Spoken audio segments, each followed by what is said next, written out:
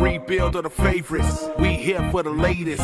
South side or the north side, not tuned to the greatest. Home team for the home teams. Both sides got our own rings. On the mound or the long ball, but we don't pull the wrong strings. Yeah.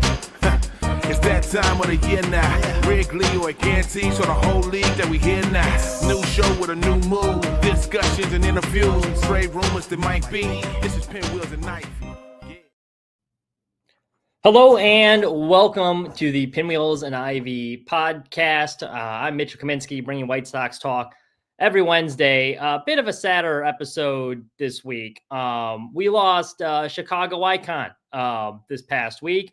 On Friday, Bobby Jenks passed away at the age of 44 in Portugal. A lot of that news came out Saturday afternoon, and he had stomach cancer for a while. It came out a few months earlier that he had stage basically terminal stomach cancer, but still doesn't make the news any easier.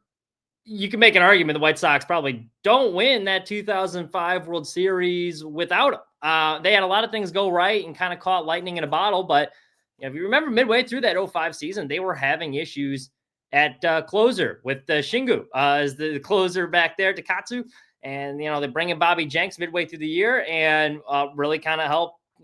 He became the closer rest of the way. His first pitch ever, and they just had, this week it was funny. Just so happened to be the 20th anniversary of his major league debut back in 2005, and his first pitch was 102 miles an hour. So that's why you're in the nickname Big Bad Bobby Jenks. Some of the things that stand out to me, I always thought it was hysterical as a kid watching like Ozzie Guillen come out of the dugout, because he wouldn't do like the right-hander thing or like go to the bullpen. It was like, we want the big guy, big and tall guy, which is always so funny. It kind of intimidating too if you're like the other team. You get the manager doing the big tall. You see Bobby Jenks running out there throwing gas. He was one of my favorite players on those teams. It was funny when I was 9-10 years old. Like all the kids in our neighborhood, we used to play this game called like the pitching game, and we were each a pitcher on the like 2009 White Sox rotation. I think I was Jake Peavy that year.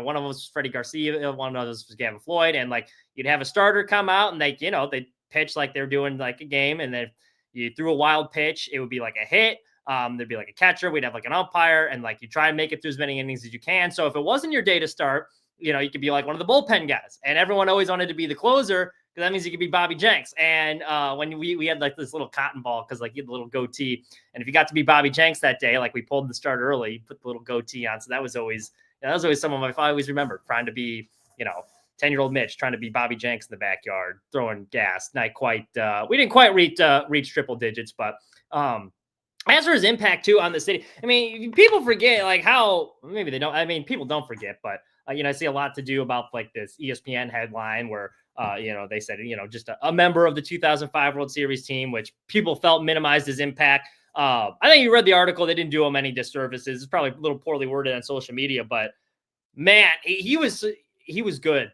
He was good. And you can't, one of the things that like, and someone pointed this out earlier, and I think it's true. I forget who it was, but the final memory that for a lot of people have that brought so many people so much joy, ending that 88-year drought for the World Series, Bobby Jenks got that last out. And every time you play that clip, the White Sox have been milking it for years now, but every time that clip comes on, or like, a 05 clip, I always watch it. And it makes me smile, especially how bad we've been for all these years. So every time the final play, the last out of the World Series that Bobby Jenks got, he's forever going to be a part of that moment. And it forever brings a lot of people in this city a lot of joy. So, I'm glad that his overall legacy, and he was more than just a baseball player, right? He'd had his battles with alcohol and drug in the past, but he really cleaned up his life after the fact, was living clean. I really respected when that diagnosis first came out. He was talking to MLB.com, Scott Merck, and he was essentially like, yeah, I mean, I did a lot of stuff when I was younger that I probably shouldn't have done. It just goes to show you got to watch what you're putting in your body. I wish I could have done some things differently, but he was very humble about it. And that's what I never got the opportunity to meet him, but that's what a lot of people said. He was very humble. He knew how to have a good time, but like when it came time to get his work done, he would do it. He was manager of the Windy City Thunderbolts. A lot of his former players have come out and said how great he was to work with, kind of a similar theme. He knew how to, the baseball season's a grind. He knew how to make it light, keep things light, but also make these guys better players. So it was a great guy by all accounts. Just looking at his numbers too in Chicago. So he spent 6 seasons with the White Sox. It always felt like a little bit longer than that, but you're a part of that 05 team. You're immortal on the South Side, basically. He had a 3.40 ERA, 173 saves. That's the second most in White Sox history behind Bobby Thigpen. 351 strikeouts and 357.1 innings. Again, though, his impact went far beyond the stat sheet. You're always going to remember the Ozzie Guillen, big and tall. And you're always going to remember that final out of the World Series. People forget, too, after that 05 season, he had 2 really good seasons after that. He also had, in the leading up there, he locked down saves in the series clinching game 3 of the LDS, then games 1 and 4 of the World Series. And then he had 41 saves in 2006 when he made the All-Star team. In 2007, he had 40 saves again, and he set a record for relievers, actually all pitchers at the time. He retired 41 consecutive batters. That's an incredible thing to think about. And ironically, the guy that beat that record was Mark Burley. After he threw the perfect game, that his next start, he had, I believe it was against Minnesota. He had 5 scoreless or 5 no-hit innings, perfect innings after that, before finally allowing a base runner. So he ended up, I think, with 46, I want to say. And then some pitcher from the Giants in 2014 ended up passing that record. But that was pretty impressive. And I think he still has the reliever record. No reliever's done that since, because there's 2 starters that ended up passing that record. So 41 consecutive batters retired in 2007. Now, that's pretty hard to do. The guy was not only, larger than life character, but damn good pitcher as well. He will be missed. I heard he was trying to come to that 05 reunion that they're having this weekend. Realized he wasn't going to be able to make it, which is tough, obviously, understandable. But it's just going to feel a little bit different seeing all those guys back together and Bobby not being one of them. So heart goes out to his family. That sucks, but man, thanks for the memory. There were so many good. I loved watching that guy pitch. He was so much fun to watch pitch. Just come out there throwing gas with the goatee. He just looked cool. You got the manager coming out doing this, the big, and then he comes out with this big old goatee, big guy throwing 100 miles an hour fastballs. And the guy was just badass. He was badass. So we're going to miss you, Bobby. Thank you for the memories. A little lighter note, Colson Montgomery made his debut. Now, I've been saying for a few weeks, I thought the White Sox, it would have been smart for them to wait till September to call him up. Because I don't think he's major league ready yet. I mean, he just got his OPS over 700. Now, he had, since making some adjustments, we all know the story. He went to Arizona. He was struggling early on. Ryan Fuller come down, works with him for a week. He comes back. It looks like a changed hitter. Strikeout rate's going down a little bit. He's pulling the ball more in the air. Power numbers had gone up. He just got named AAA International League Player of the Week. So White Sox, give him the call up in Colorado. Give him a nice soft landing. And honestly, that was something I overlooked when that news was announced. Because my initial knee-jerk reaction was like, why are they calling him up? We're down 2 outfielders. We don't really need another infielder. I don't think he's ready yet. He's striking out over 30% of the time in AAA.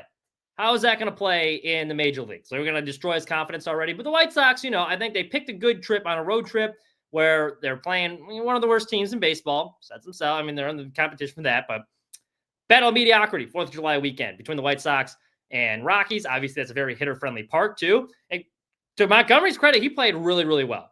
He had that great catch in the first inning. And he was talking afterwards, like all he needed, because like in the first inning too, or not the first inning, I should say. The first inning, he had a routine ground ball. And he was talking about like, hey, that play really kind of helped settle me in. And you see an inning later, he made this incredible over-the-shoulder catch, gets on base with the catcher's interference.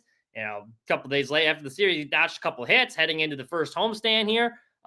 His OPS was over 1,000. Now, you can't put too much into that. He played 1 series, but he's put together a couple of hits. His first MLB hit was a triple. First player to do that since Tyler Saladino, which I remember that triple too, because that was in the crosstown game against the Cubs. White Sox ended up losing that game. But so, he's he looked really good. I was most impressed, obviously, the hitting. Look, he drew a couple walks. Obviously, logged a triple, got a couple base hit. He had a 3-hit performance in one of those games. But the offense wasn't what impressed me. It was how good he looked at shortstop. I mean, you take away that incredible over-the-shoulder catch aside, looked really comfortable in the position. Just felt natural for him. He looked like a professional shortstop. So that was good to see. The defense looked really good. I really like Chase Mydroff more at second base. Anyway, I know he's played very well at shortstop as well, but Lenyn Sosa, as much as I like Lenyn Sosa, and I was talking up his offense this last week, I don't think he should be your starting second base. Defensively, he's too much of a liability out there. There's really no spot that Sosa is great at defensively. As a plug-and-play guy, sure. DH, how they have him in the lineup today for the game against Blue Jays, love that as well. That's why I think Chris Getz likes some of these guys that can be flexible. But long-term, I think Chase Mydroff is more of a second baseman. Now, he's been struggling a lot too. I suspect Colson's going to do the same thing. Now that Colson's up, you might as well just keep him up, right? Hey, rip the Band-Aid off. Let's see what we got. I do think he's going to come down back to earth a little bit. And that's not a knock on Colson. It's just hitting major league pitching's hard. It's one of the hardest things to do in sports. See Chase Mydroff right now. He's kind of on the struggle bus as of late. His last couple of weeks, been rough for him. He's got an OPS under 600 these last, so hasn't been great. So I think just because Chase Mydroff's a scrub? No. I think it's because major league pitching's hard. And this is how this thing works. You come up, you start to play hitting well, pitchers are going to adjust. Now it's time for you to adjust back. So he's going to have to go through that growing pains. You'd rather have him do it in a season like this than a season that, means something and they're contending. But, you rip the Band-Aid off with Colson. Now, they might even send him down in a couple weeks once everyone's fully healthy again. Hey, you got your taste of major league action. Let's work on some stuff. And then you come back in September. I wouldn't be opposed to that either. But my feeling is you call them up. Let's see what you got. You got some other shortstops in the pipeline. Willem Barola looks really good too in the minor leagues. As we mentioned, Chase Mydroff's very capable of playing short. And, you look at this year's draft, White Sox, Mike Shirley, the director of amateur scouting, said, we're focused on middle infielders. They just drafted an infielder in that Jacob Gonzalez, the SEC kid. I believe he's probably going to be projected as a third baseman long-term, but, you just picked him in the first round too.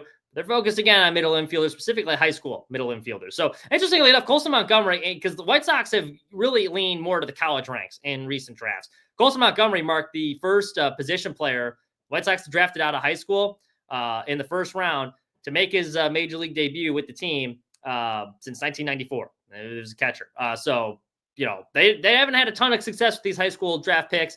Does look like they're going in that direction again. Mike Shirley said, we're focused right now. There's 2 college arms we really like, but there's 5 high school prep players that we have worked really hard on.